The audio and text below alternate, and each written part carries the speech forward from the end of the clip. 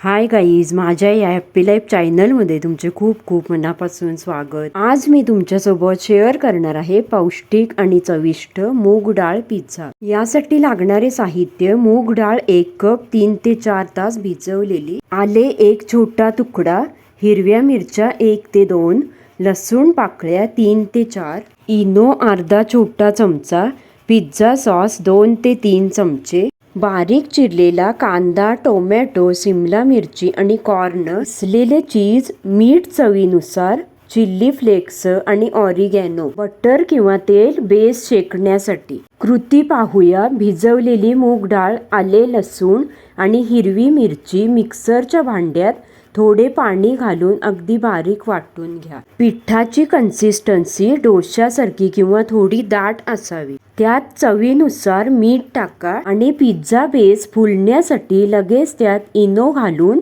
चांगले फेटून घ्या। गॅसवर तवा गरम करा आणि त्यावर थोडे बटर किंवा तेल लावा। आता तयार केलेले बॅटर तव्यावर मधोमध ओतून हलके पसरवा। गॅस मध्यम आचेवर ठेवा। बेस खालून ब्राऊन आणि कुरकुरीत होईपर्यंत एका बाजूने शिजू द्या। बेसच्या वरच्या बाजूला पिझ्झा सॉस व्यवस्थित पसरवून लावा। त्यावर चिरलेल्या भाज्या आणि भरपूर किसलेले चीज टाका। वरून चिल्ली फ्लेक्स आणि ऑरिगॅनो भुरभुरा। तव्यावर झाकण ठेवा आणि मंद आचेवर 5 मिनिटे शिजू द्या, जेणेकरून चीज पूर्णपणे वितळेल आणि भाज्या मऊ होतील। आता गरमागरम आणि पौष्टिक मूग डाळ पिझ्झा तयार आहे। माझी ही फेवरेट आणि पौष्टिक रेसिपी नक्की ट्राय करून पहा आणि माझ्या या व्हिडिओला लाईक आणि शेअर करा। आणि माझ्या या चॅनलवरती नवीन असाल तर चॅनलला नक्की सबस्क्राईब करा।